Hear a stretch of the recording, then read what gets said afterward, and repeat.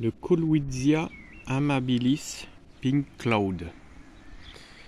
Le Colwitsia est un arbuste monospécifique. Il n'y en a pas 36 des différents, puisque tout compte fait, on n'a pas trop le choix. Il n'y a que celui-là, et la variété Pink Cloud est quasiment identique à l'espèce type. Alors c'est un arbuste caduc, assez vigoureux, puisque la croissance est assez rapide. Il peut produire des pousses de plus d'1 mètre à l'année assez facilement. Surtout les plantes taillées peuvent faire des pousses vraiment très vigoureuses, nettement plus d'1 mètre à l'année. La floraison est rose clair, en trompette.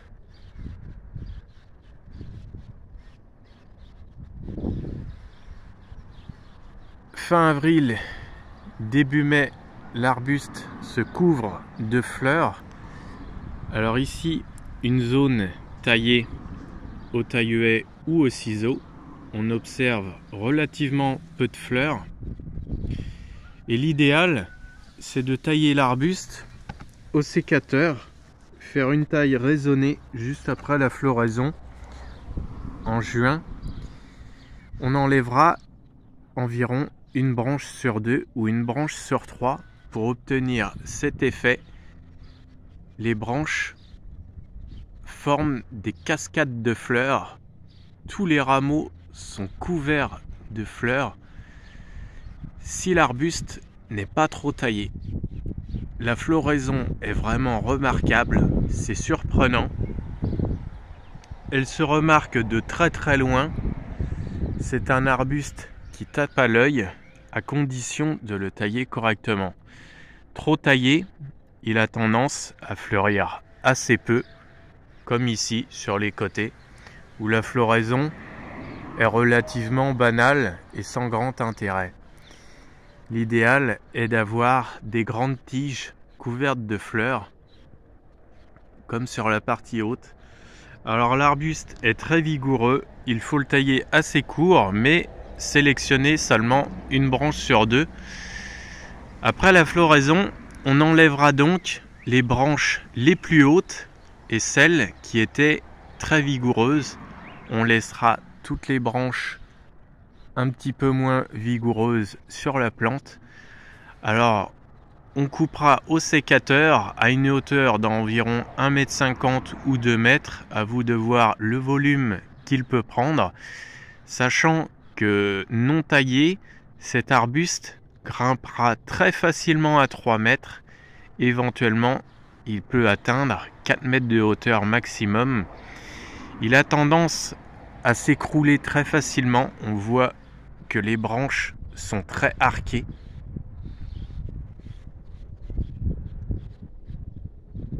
Elle croule sous le poids des fleurs.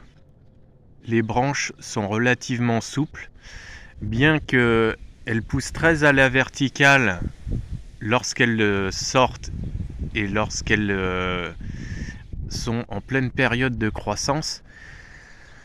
Au moment de la floraison, les branches s'arquent et croulent sous le poids des feuilles et sous le poids des fleurs, notamment encore plus lorsque les branches sont mouillées.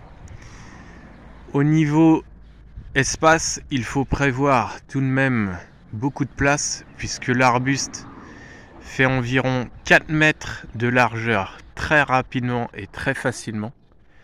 On peut l'espacer même de 5 mètres.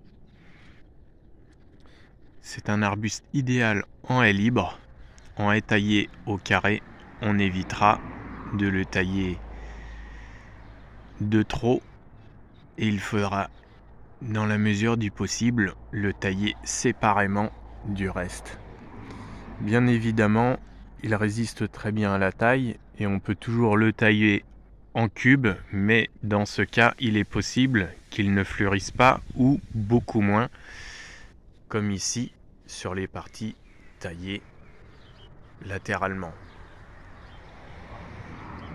C'est un arbuste très gracieux et qui n'est pas encore trop répandu. Certes, il est caduc et on peut dire qu'il a un côté classique, mais la floraison est tellement remarquable qu'il mérite une place dans un jardin. Il est originaire de Chine et c'est une plante qui demande un peu d'espace. Alors, quand on a peu d'arbustes, c'est un des plus beaux arbustes à fleurs caduques que l'on puisse trouver aujourd'hui. Il est relativement simple à cultiver. Il n'y a pas vraiment de problème sur ce type de plante. Pour le multiplier, il suffit de le diviser puisqu'il drageonne énormément. Les rameaux sont relativement fins, les troncs se forment très lentement. Ils forment des troncs de 1, 2, 3 cm, mais on observe relativement peu de vieux bois, ce n'est pas un petit arbre.